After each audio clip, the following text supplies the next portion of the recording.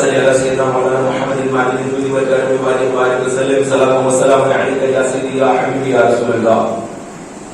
آج نصف شعبان ہے، ماہ شعبان جو رسول اکرم صلی اللہ علیہ وسلم کا مہینہ ہے اور اس کی بالکل 20 کی تاریخ ہے۔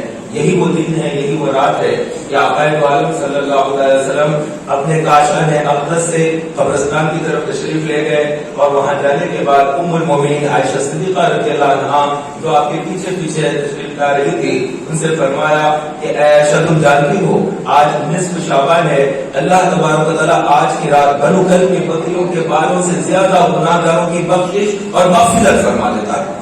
بنو کلب ایک بہت بڑا قبیلہ ہے، عرب قبائل کے اندر بٹا ہوا بہت سے قبیلے عرب میں، اور اس میں ایک قبیلہ ہے بنو کلب، اور یہ قبیلے کے اندر بکریاں ہی بکریاں ریوڑ کے ان کے پاس، اور اتنے ریوڑ اور اتنے ریوڑ میں اتنی بکریاں اور اتنی بکریوں کے اندر کتنے بال ہوں گے، اس سے زیادہ مجرموں کی گناہ گاروں کی اللہ تبارک و تعالیٰ آج کی رات مغفرت فرما دیتا ہے۔ یہ بڑی مقدس رات ہے۔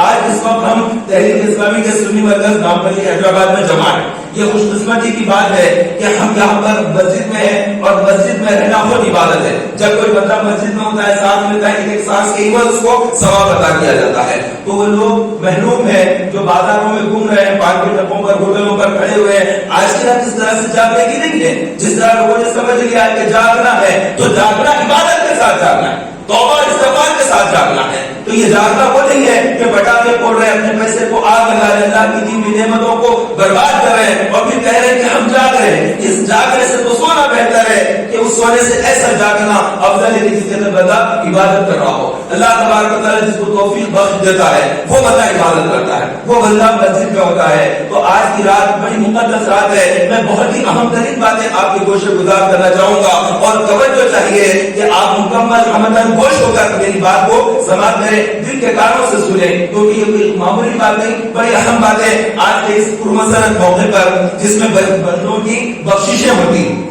یہ بڑی مبارک رات ہے، مغفرت کی رات ہے۔ یہ برات نہیں ہے شادی کی برات، یہ براعت ہے، چھٹکارا، برات، چھٹکارا، نجات، تو نجات پاتے ہیں لوگ، چھٹکارا پاتے ہیں لوگ۔ یہ بڑی مقدس رات ہے، تو اللہ تبارک و تعالیٰ اس مقدس رات میں ہم سب کی بخشش اور مغفرت فرما دے۔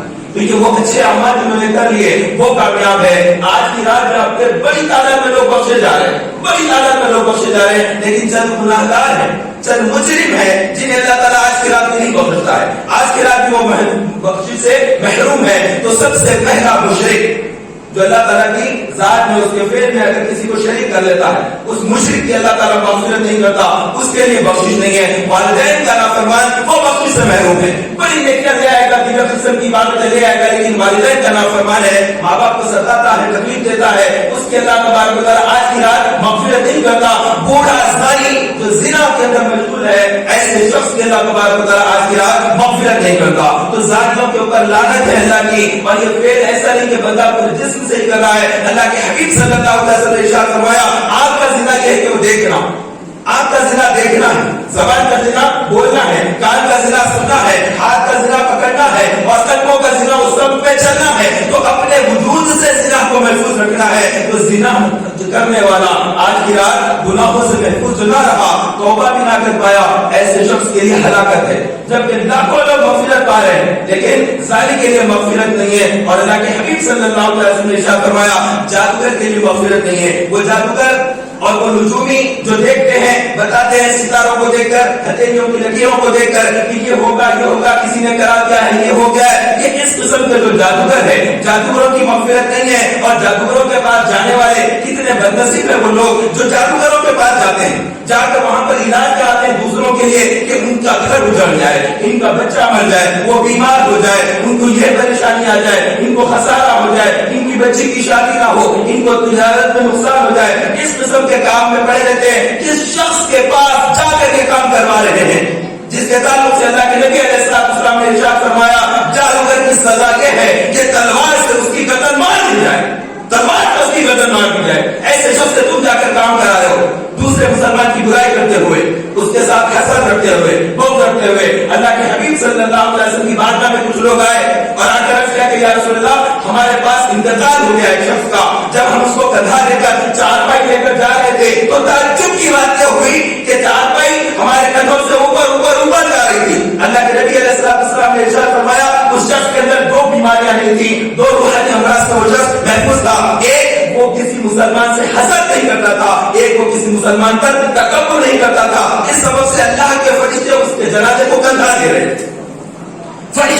نکال دے رہے ہیں اس کے جنازے کو، کتنی بڑی بات ہے. تو ایسے لوگ ہوتے ہیں، وہ نیکوکار لوگ ہوتے ہیں. حضرت امام احمد رضا فضل بریلوی رحمۃ اللہ تعالیٰ علیہ بریلوی شریف میں پردہ فرمائے، اور اس وقت کٹھوجا شریف کے اندر جو بزرگ ہے وہ وضو فرما رہے تھے. وضو کرتے کرتے انہوں نے دیکھا اور کہا کہ انا للہ و انا الیہ راجعون. لوگوں نے کہا کہ کیا ہوا؟ تو کہا کہ ابھی میں نے فرشتوں کے کندھے پر ایک امام کے جنازے کو جاتا ہوا دیکھا ہے.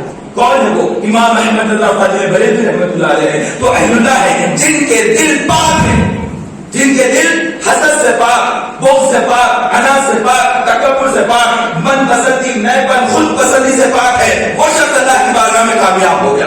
کامیابی کی ضمانت ہے اس کے لیے جس نے اپنے دل کو پاک رکھا. قد افلح من تزکا، تو کامیاب ہوا وہ شخص جو پاک ہو گیا. تو پاک ہونے سے مراد یہ نہیں کہ ڈھیر سارا پانی ڈال لیا یا صابن کی ٹکیا پورے بدن پر لگا لی تو پاک ہو گیا. نانا، یہ دل کا پاک ہونا ہے، اور دل کا تقویٰ، دل کی طہارت اور دل کی پاکی یہ ہے کہ بندے کا دل صاف ہو، کسی مسلمان سے دشمنی نہ ہو، عداوت نہ ہو، کسی مسلمان سے چھپا ہوا غصہ اس چیز کو باہر کرنا، اور دل بالکل وہی ہو جو زبان پر ہو. ایسے شخص اللہ تعالیٰ کی بارگاہ میں کامیاب ہو جاتے ہیں. تو اپنے دلوں کو پاک کرنا ہے، اور جس کی مغفرت نہیں ہوتی ہے آج کی اس مقدس رات میں جو مغفرت سے محروم ہے وہ ہے جو عورتوں پر اتہام کر دیتا ہے، جو پاک دامن عورتوں پر الزام لگا دیتا ہے، انہیں کسی قسم کی بات کر دیتا ہے کہ فلاں کے ساتھ افیئر چل رہے ہیں، ارے اس کا تو اس کے ساتھ معاملہ چلتا ہے، فلاں تو ناجائز اس کی اولاد اس کی ماں ہے. پتہ نہیں کیسے جملے بول دیتے ہیں بیٹھ کر، جو نہیں جانتے وہ کیا بول رہے ہیں. ایک حدیث پاک میں کہ آدمی اپنے لب سے ایک جملہ ایسا بولتا ہے کہ وہ جہنم کی کھائیوں میں چلا جاتا ہے، اس کو پتہ ہی نہیں چلتا. ایک جملہ کسی پر الزام ڈال دیا، وہ پاک دامن عورت جس کے اوپر غلط الزام لگا دیا وہ شخص جہنم کی باتوں میں گر گیا وہ شخص. اپنی زبان کی حفاظت کرے. اللہ کے حبیب صلی اللہ علیہ وسلم نے ارشاد فرمایا تم اپنی دونوں داروں کے درمیان والی چیز، دونوں داروں کے درمیان والی چیز یعنی زبان کی حفاظت، اور دونوں داروں کے درمیان والی چیز یعنی شرمگاہ کی حفاظت کی ضمانت کو میں تمہیں جنت کی ضمانت دیتا ہوں. تو اس شخص کے لیے جنت کی ضمانت ہے جو اپنی زبان کی حفاظت کرتا ہے. اس شخص کے لیے جنت کی ضمانت ہے اللہ کے حبیب صلی اللہ علیہ وسلم کی طرف سے جس نے اپنی شرمگاہ کی حفاظت کی، غلط استعمال شرمگاہ کا نہ کیا. تو ایسے لوگ کامیاب ہیں جنہوں نے اپنے آپ کو ستھرا کیا، اپنے دل کو ستھرا کیا، اپنی زبان کو ستھرا رکھا، اپنی شرمگاہ کی حفاظت کی، اپنی نگاہوں کی حفاظت کی، اور اپنی زبان کو غلط جملے بولنے سے، اپنے کانوں کو غلط باتیں سننے سے محفوظ رکھا. اور جو لوگ غیبتیں کرتے ہیں اس غیبت کرنے والے کو بڑھاوا دینا، وہ شخص بھی ایسے ہی جیسے خود غیبت کرتا ہے، اور اس کا بڑھاوا دینا ایسا ہے کہ اس نے اگر کسی کی غیبت کی تو تعجب کا اظہار کرنا تاکہ اس کو اور بڑھاوا ملے، تاکہ وہ اور بولے اچھا مجھے نہیں معلوم تھا، ایسا بالکل پہلی بار سن رہا ہوں، حیران ہوں، تعجب ہو رہا ہے، ایسی بات ہے. اس طرح سے اس کو بڑھاوا دینا، پروموٹ کرنا. تو یہ شخص بھی ایسے ہی جیسے غیبت کر رہا ہے. اور غیبت کرنے والے کے بارے میں حدیث پاک میں ہے کہ غیبت کرنے والے کے بارے میں ارشاد فرمایا گیا کہ یہ شخص ایسا ہے جیسے اپنے مرے ہوئے بھائی کا گوشت کھا رہا ہے. تو بہت ہی بدترین معاملات ہے. اللہ تبارک و تعالیٰ نے ہمیں مسلمان بنا کر اس دنیا میں رکھا ہے، یہ بہت بڑی نعمت ہے. ہمارے پاس جو سب سے بڑی دولت ہے، خدا کی قسم، اس کی عزت اور جلال کی قسم، ہمارے پاس جو سب سے بڑی دولت ہے وہ ایمان کی دولت ہے. اس ایمان کی دولت کو اپنے ساتھ لے کر جانا ہے. یا ایھا الذین آمنوا اتقوا اللہ حق تقاتہ ولا تموتن الا وانتم مسلمون. اے ایمان والو، اللہ سے ڈرو، اللہ سے ڈرو، اور تم نہیں مرنا مگر مسلمان ہو کر. تو اسلام پر خاتمہ ہونا یہ سب سے بڑی کامیابی ہے. مسلمان گھر میں پیدا ہو گئے یہ بڑی بات نہیں ہے. بہت سے لوگ مسلمان گھروں میں پیدا ہوئے لیکن کفر پر خاتمہ ہو گیا. کتنے ایسے لوگ ہیں جو مسلمان پیدا ہوئے لیکن ان کا آخر وقت میں کلمہ نصیب نہیں ہوا. ایسے کافر اور مشرک بھی ہوتے ہیں جو رات دن وہی کاموں میں رہتے ہیں، مالا جپتے ہیں، گناہوں میں ملوث رہتے ہیں، شرک کے کاموں میں لگے رہتے ہیں، لیکن اللہ تعالیٰ توفیق بخشتا ہے، موت سے پہلے کلمہ پڑھتے ہیں، توبہ کرتے ہیں، داخل اسلام ہوتے ہیں.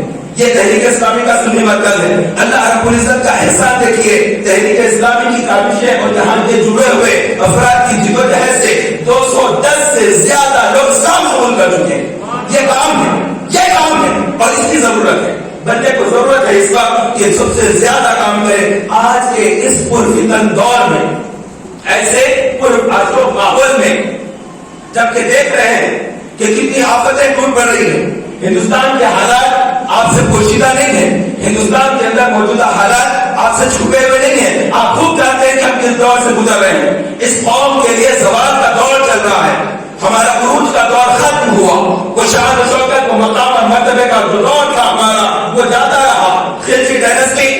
ختم ہو گئی, سید ڈائنسٹی ختم ہو گئی, غلام ڈائنسٹی ختم ہو گئی, قطب ڈائنسٹی ختم ہو گئی, دہلی کے بڑے بڑے جو سلطنتیں تھی مسلمانوں کی وہ سب کی سب ختم ہوئی, مغلیہ سلطنت آئی وہ بھی ختم ہوئی, تاتاری آئے, ہر ایک کا دور آتا رہا, ختم ہوتا رہا. خود اس شہر کے اندر جو حکومتیں تھی وہ بھی باقی نہ رہی ہے. اب جس دور سے ہم گزر رہے ہیں یہ زوال کا وقت ہے. مسلسل ہم نیچے نیچے اور نیچے کی طرف آ رہے ہیں, نہیں معلوم کہ اور کتنا نیچے جائیں گے. یہ زوال کا وقت ہے, یہ بہت ہی برا وقت ہے جو اس امت پر آیا ہوا ہے, اس قوم پر آیا ہوا ہے. قوموں کا عروج, قوموں کا زوال ہوتا رہا ہے. اس سے پہلے بھی سنتیں آئی, اس سے پہلے بھی امتیں تھی, ان کو بھی اللہ نے عروج عطا کیا, ان کو بھی اللہ نے زوال پذیر کیا. لیکن یاد رکھیے قوموں کا جو عروج ہوتا ہے اور قوموں کا جو زوال ہوتا ہے اس میں سب سے بڑا جو معاملہ ہوتا ہے وہ ہے علم.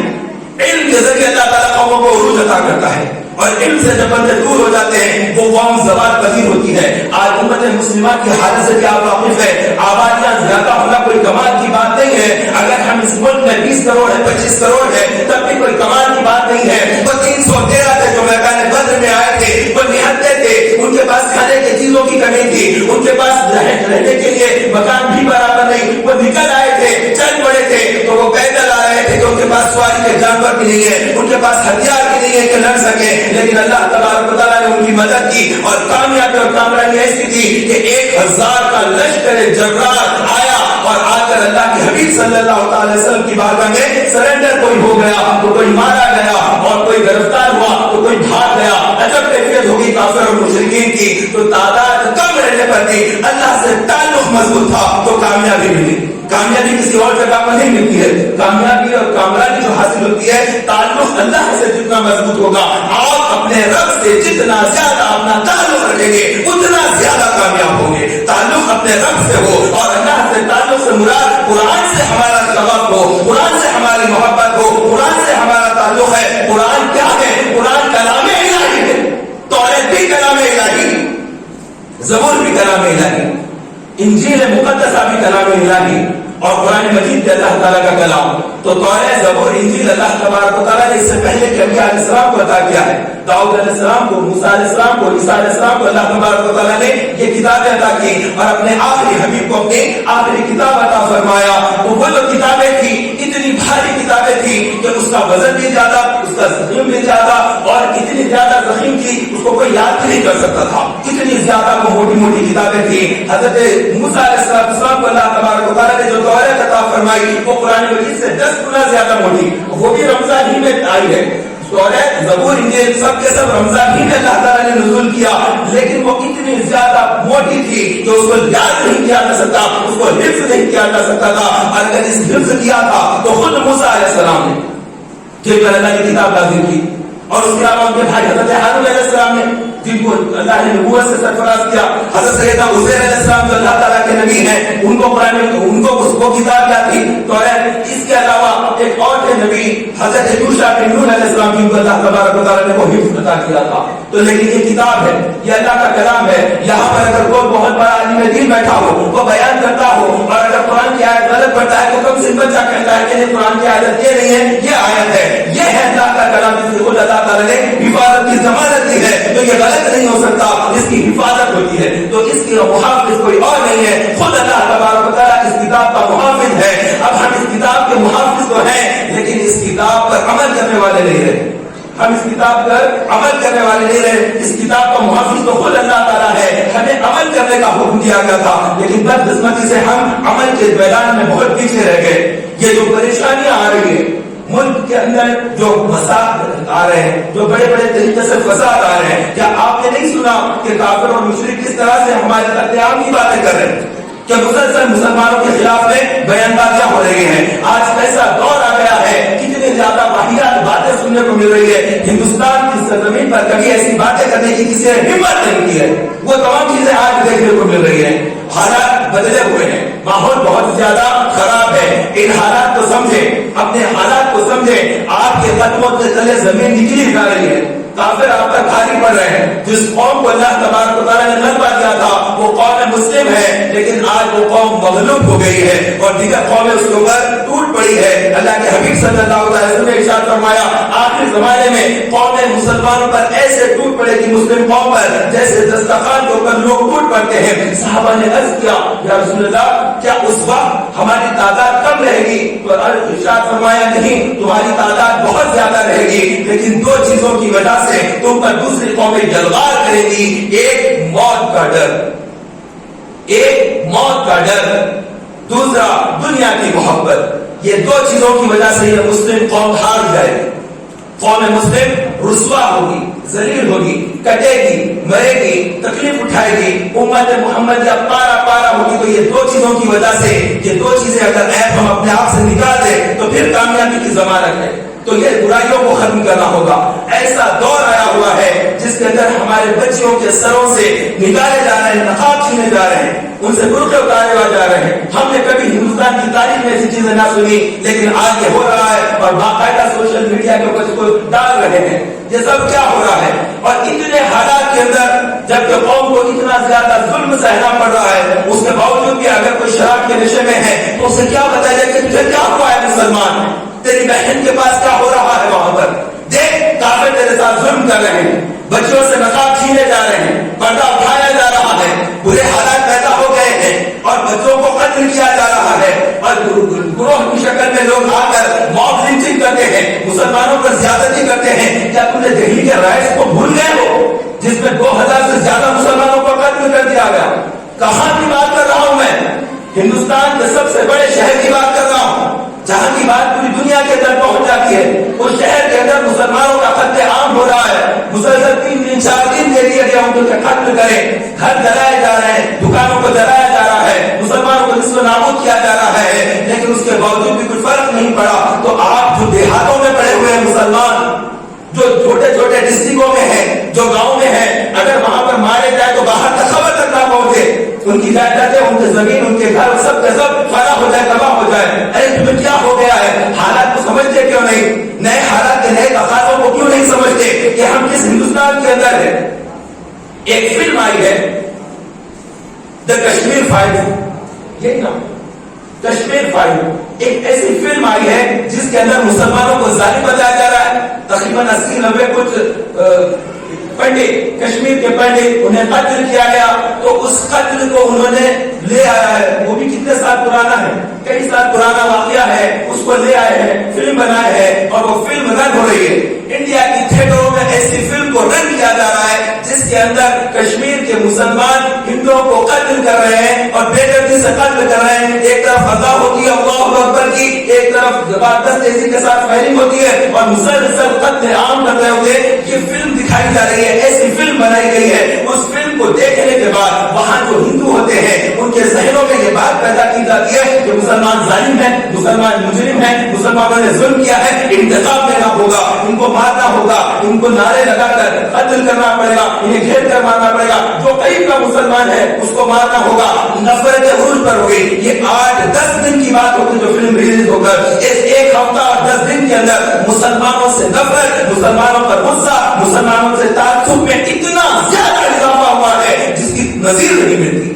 इतने बड़े पैमाने पर लोग मुसलमानों के दुश्मन हो रहे हैं और आप गाफिल हैं, आपको पता ही नहीं कि आपके साथ क्या हो रहा है। तो मुसलमान तो ऐसा नहीं होता है। मुसलमान तो अपने अताराफ के हालात का जायजा लेता है, मुसलमान तो इल्म वाला होता है, मुसलमान तो समझदार होता है, मुसलमान तो विरासत मोमिन से देखता है, धुएं को देखकर पहचानता है कि यहाँ पर आग लगी है तभी तो ये धुआं आ रहा है, ये कैसी हवाएं चल रही है, ये कैसा मौसम आया हुआ है, ये कैसी अंधेरी रात है, ये कैसी सियाही है और आगे क्या होने वाला है। इन चीजों को समझने की कोशिश कीजिए और ये सब कुछ उस वक्त होगा जब कौम मुस्लिम का दर्द होगा, दिल के अंदर एक गम होगा कि किसी मुसलमान के साथ ज्यादती हो। चाहे अगर गुजरात के अंदर कत्ले आम हुआ हो 2002 में, उसका दर्द अगर आपके सीने में है तो आप मुसलमान हैं। दिल्ली के अंदर कत्ले आम हुआ मुसलमानों का, आपका दिल उस गम को महसूस करता है तो फिर आप सही तौर पर मुसलमान हैं। मुजफ्फरनगर हो कि वहां पर कत्ले आम हुआ है, या मेरठ के अंदर फसादात हुए हैं, या मुरादाबाद के अंदर मुसलमानों की आबादियों को खत्म कर दिया गया, उनके जितने बेहतरीन उनके रोजगार थे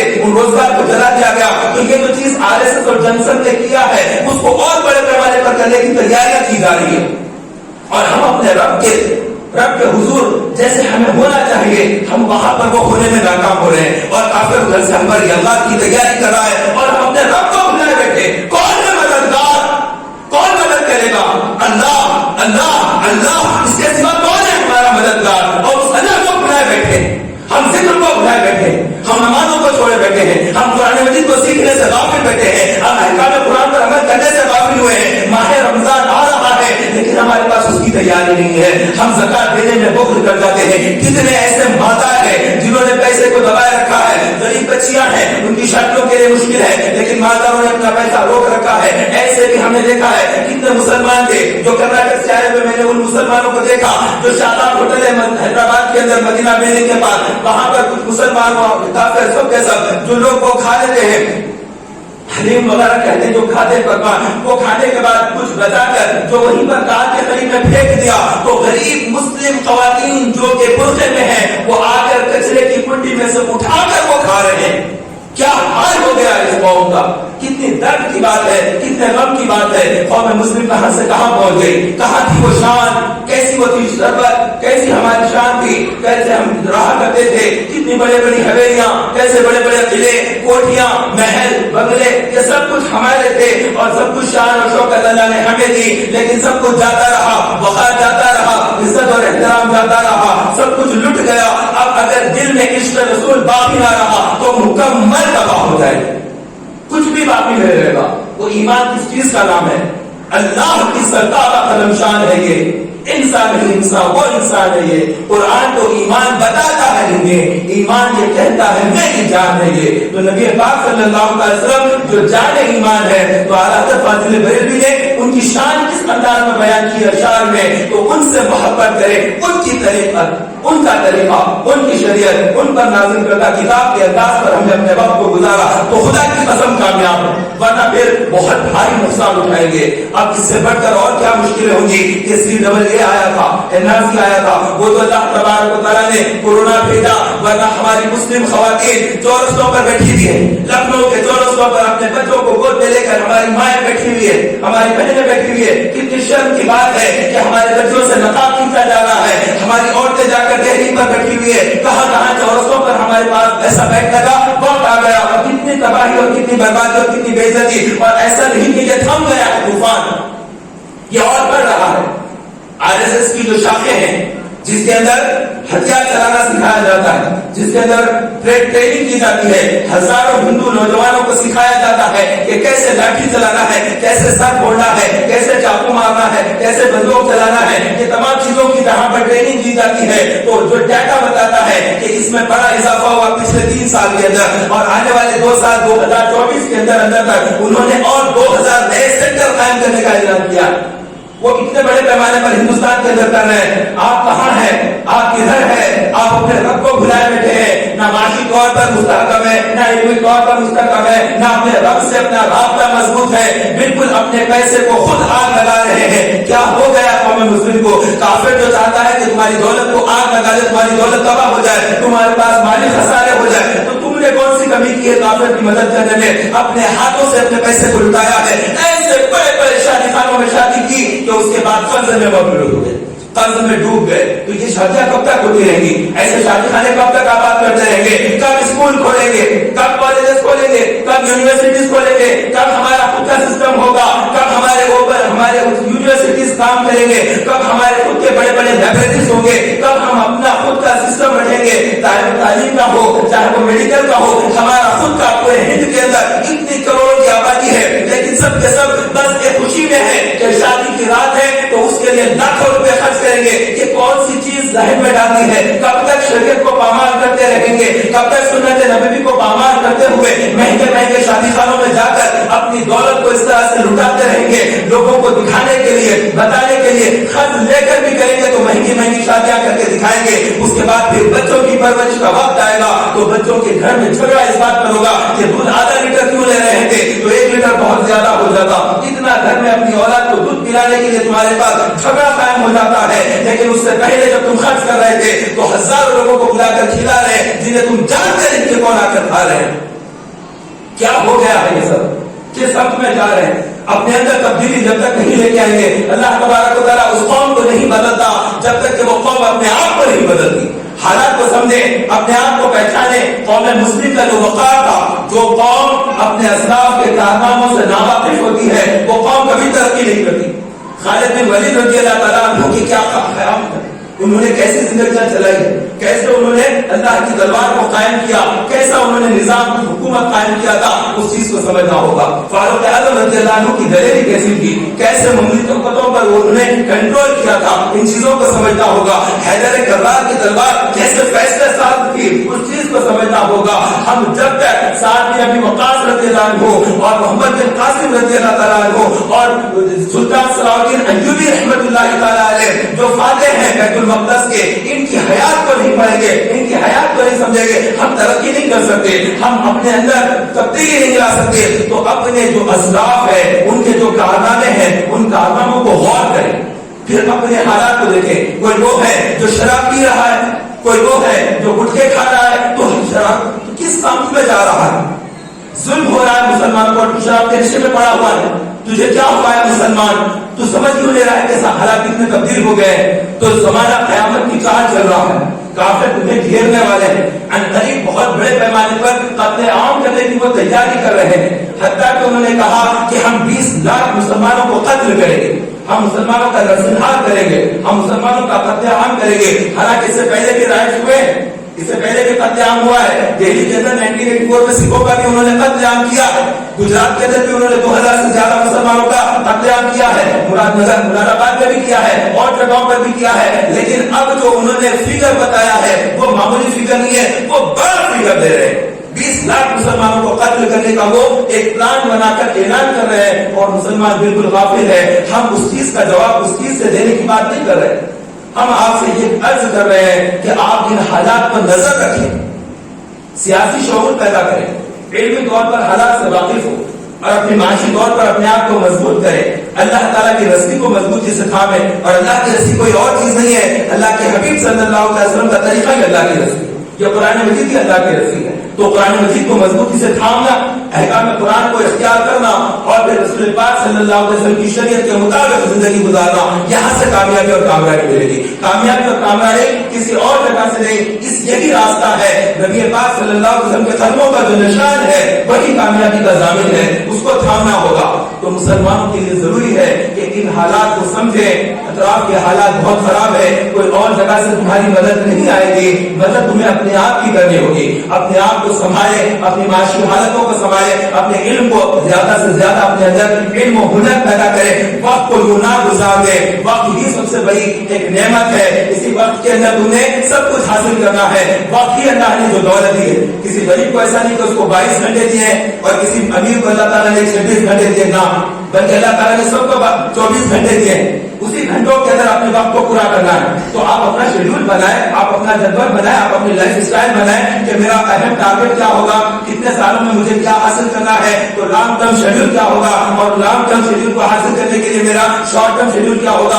صبح پہلے کیا کریں گے، 24 گھنٹے کے اندر میرا وقت کیسا گزرے گا، پہلے میں اٹھوں گا تو سب سے پہلے کیا ہوگا، پھر کتنا وقت اس میں لگے گا، پھر میری جاب کے لیے کتنا وقت لگے گا، آگے کچھ چیزیں سیکھنا ہے تو اس میں کتنا وقت لگے گا، سونے کے لیے کتنا ٹائم میرا لگ رہا ہے، پڑھنے کے لیے میرا کتنا ٹائم لگ رہا ہے، قرآن مجید کی تلاوت کے لیے میں کتنا وقت دے رہا ہوں، اور 24 گھنٹے کے اندر کتنا سب چیزیں ہونے کے بعد کتنے گھنٹے فاضل میرے پاس بچ رہے ہیں، اور ان گھنٹوں کا استعمال میں کیا کر رہا ہوں، خالی ایسے بیٹھے بیٹھے گزار دے رہا ہوں، یا خالی ایسے سوتے سوتے گزار رہا ہوں، یا موبائل دیکھ کر گزار رہا ہوں، نہ، ایسا نہیں۔ آپ کے پاس جو آپ کا وقت ہے، جو فاضل وقت ہے، وہ بڑا قیمتی ہے، اس کو استعمال کریں۔ آپ اپنے ٹائم کو اپنے 24 گھنٹے کا شیڈول بنائیں، تبھی تو مقابلہ کر سکیں گے۔ آپ اللہ کی بارگاہ میں رجوع لانا ہے، 5 وقت کی نماز اگر ہمارے ٹائم پر ہو جاتی ہے، نیند وقت پر ہو جاتی ہے، کاروبار جتنے گھنٹے کرنا اتنا ہو گیا، اس کے بعد کے جو گھنٹے ہیں اس میں اور کیا کیا جا سکتا ہے، اس چیز کو تیاری کریں تاکہ ہمارا وقت صحیح طور پر گزرے۔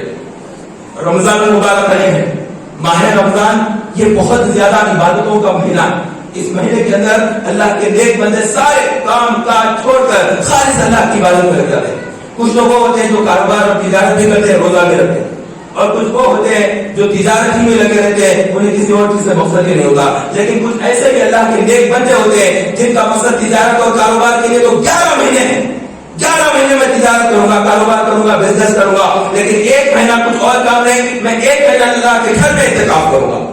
ایسے بھی نیک بندے ہوتے ہیں۔ الحمدللہ یہ تحریک اسلامی کا سنی مرکز یہاں پر 1 مہینے کا اعتکاف ہوتا ہے، 30 دن کے لیے لوگ آ جاتے ہیں اور یہاں پر اعتکاف ہوتا ہے، تعلیم اور تربیت کا انتظام ہوتا ہے، نعتیں سکھائی جا رہی ہے، بیانات سکھایا جا رہا ہے، قرآن مجید سکھایا جا رہا ہے، تجوید کے ساتھ قرآن پڑھنا سکھایا جا رہا ہے، نماز کے فرائض، نماز کے شرائط، نماز کے واجبات بتائے جا رہے ہیں، طہارت اور غسل اور وضو کے تیمم کے طریقے بتائے جا رہے ہیں، اور مسلمان کو کیا کرنا چاہیے، کیا نہیں کرنا چاہیے، اسلامی زندگی کیسی ہونی چاہیے، ان تمام چیزوں کی تعلیم اور تربیت کی جاتی ہے۔ تو آپ اپنا ذہن بنائیے کہ ہم اللہ تعالیٰ کی بارگاہ میں کامیاب ہونا ہے تو اس کے لیے ہم صحیح زندگی گزاریں گے، ہم اپنا وقت رائگاں نہیں کریں گے، ہم اپنے ٹائم کو ضائع نہیں کریں گے، ہم غلط کاموں میں اپنا وقت نہیں لگائیں گے، اور ماہ رمضان میں انشاءاللہ تعالیٰ 30 دن کا اعتکاف کریں گے انشاءاللہ۔ یہاں پر کھانے وغیرہ کا جو انتظامات ہوتے ہیں، آپ کو چند جوڑے کپڑے لے کر آنا ہوتا ہے، اور پھر کپڑے جب میلے ہو جائیں گے تو گھر سے کوئی آئے گا کپڑے تبدیل کر لیتے ہیں، یہاں پر رہ سکتے ہیں۔ اس کے علاوہ آخر جو 10 دن ہوتے ہیں وہ 10 دن کا اعتکاف بہت ہی اہم ترین ہوتا ہے۔ نبی مکرم صلی اللہ علیہ وسلم نے رمضان المبارک کے آخری عشرے کا اعتکاف ہر سال کیا ہے۔ ایک مرتبہ اللہ کے نبی علیہ السلام جہاد پر تھے تو اس سال اعتکاف نہ کیا، دوسرے سال اللہ کے رسول صلی اللہ علیہ وسلم نے 20 دن کا اعتکاف کیا ہے۔ ایک حدیث اس طرح سے، اور مسلم شریف کی حدیث میں کہ اللہ کے نبی علیہ السلام نے ایک دفعہ 30 دن کا اعتکاف کیا ہے۔ تو 30 دن کا اعتکاف کرنا بھی سنت ہے نبی کی، ہر سال 10 دن کا اعتکاف کرنا یہ بھی نبی پاک صلی اللہ علیہ وسلم کی سنت ہے کریمہ۔ تو ان سنتوں پر عمل کرنا، اب نہیں تو پھر کب عمل کریں گے؟ صحت کا دن، یہ جوانی کا جو وقت ہوتا ہے اس میں صحت ہوتی ہے، پھر جیسے بڑھاپا آتا ہے تو آدمی مصروفیت بھی بڑھ جائے گی، مجبوریت بھی بڑھے گی، مصروفیت بھی بڑھے گی، اور جسم بھی اس کا کمزور ہو جائے گا، اس وقت کام کرنا مشکل ہو جائے گا۔ اور اللہ رب العزت کو جوانی کی عبادت پسند ہے، جوانی کی توبہ پسند ہے۔ تو آپ اپنا ذہن بنائیں کہ ہمیں 10 دن کا اعتکاف کرنا ہے۔ تاجدار مدینہ صلی اللہ علیہ وسلم نے ارشاد فرمایا کہ جو بندہ ماہ رمضان کے آخری عشرے کا اعتکاف کر لیا گویا اس نے 2 حج اور 2 عمرے کر لیے۔ اتنا بڑا اجر، اتنا بڑا ثواب اللہ تعالیٰ نے رکھا ہے، تو اس کو لوٹنا ہے، اس کو حاصل کرنا ہے۔ اس کے لیے آپ اپنا خود کا ذہن بنائیں۔ اور ابھی کچھ دن اور 14 دن کچھ باقی رہ گئے، آدھا شعبان گزر گیا، آدھا مہینہ اور باقی ہے۔ اس آدھے مہینے کے اندر آپ تیاری کر لیں کہ مجھے کپڑے سلانا ہے، عید کی شاپنگ کرنا ہے، جو بھی کام کرنا ہے، آخری عشرے میں جو کوئی کام نہیں کرنا ہے اس سے پہلے تمام کاموں کو تکمیل کر لو۔ اپنے والدہ کے لیے کپڑے لانا ہے، بہن بھائیوں کے لانا ہے، بیوی بچوں کا کرنا ہے، اپنا خود کا کرنا ہے، تمام کاموں کو نپٹا دینا ہے۔ یہ تمام کام شعبان کے مہینے میں نپٹا دینا ہے۔ ایسا نہیں کہ رمضان کے مہینے میں جا کر ٹیلر کے پاس کھڑے ہیں، رمضان کے مہینے میں دکان پر کھڑے ہوئے اور لمبی لائن ہے، کپڑا خریداری کر رہے ہیں، جوتا خرید رہے ہیں، یہ تمام چیزوں میں وقت نہیں گزارنا ہے۔ خریداری آپ کے پاس اگر اللہ تعالیٰ نے مال دیا ہے، خرید سکتے ہیں، تو شعبان کے مہینے میں عید کی شاپنگ کلوز کر دیجیے تاکہ آپ کو پھر باہر نکلنے کی ضرورت ہی نہ پڑے۔ رمضان کو عبادت کے لیے صحابہ کرام علیہ رضوان تو ماہ رجب میں تمام معاملات کو پورے کر لیتے، جو لین دین ہوتا ہے لوگوں کا وہ تمام چیزوں کی تکمیل کر لیتے ہیں تاکہ شعبان سے پہلے ہمارے کام پورے مکمل ہو جائے۔ رمضان کے کسی سے کوئی بات نہیں، بس ذکر الہ، اور کچھ کام نہیں، اللہ کا ذکر، بس ذکر، قرآن مجید کی تلاوت، پہلی صف میں مسجد کے اندر بیٹھے رہے اور مسلسل عبادت اور ریاضت کے اندر لگے ہیں، تو وہ لوگ تھے جنہوں نے اپنے گھر بار کو چھوڑ کر مسلسل عبادت کی ہے۔ اللہ کے نبی علیہ السلام نے ارشاد فرمایا اسلام میں رہبانیت نہیں ہے، اسلام میں رہبانیت نہیں ہے۔ جس طرح سے عیسائیوں میں کرسچنوں میں ہوتا ہے کہ پوپ بن جاتے ہیں، سفید کپڑے پہنے ہیں، شادی بیاہ وغیرہ نہیں کریں گے، نہ بیوی نہ بچے نہ شادی نہ بیاہ، کچھ نہیں، صرف اور صرف اللہ کی عبادت کرتے ہوئے وہ چرچوں میں رہتے ہیں جن کو پوپ کہا جاتا ہے، فادر بردر وغیرہ کچھ کہا جاتا ہے۔ تو وہ کام نہیں ہے، اسلام کے اندر رہبانیت نہیں ہے، مگر مسنون اعتکاف، 10 دن کا اعتکاف جس میں بندہ بیوی بچوں سے گھر بار کو سب کو چھوڑ کر ایک اللہ کا ہو کر اپنا سر رکھ دیتا ہے نیاز، اپنا سر نیاز بارگاہ بے نیاز پہ کہ اللہ تبارک تعالیٰ میرا مددگار ہے۔ تو اللہ تبارک تعالیٰ ہم سب کو ان حالات کے اندر اللہ رب العزت سے مضبوط تعلق قائم کرنے کی توفیق عطا فرمائے، آمین بجاہ نبی نبی وصلی اللہ تعالی علیہ وسلم۔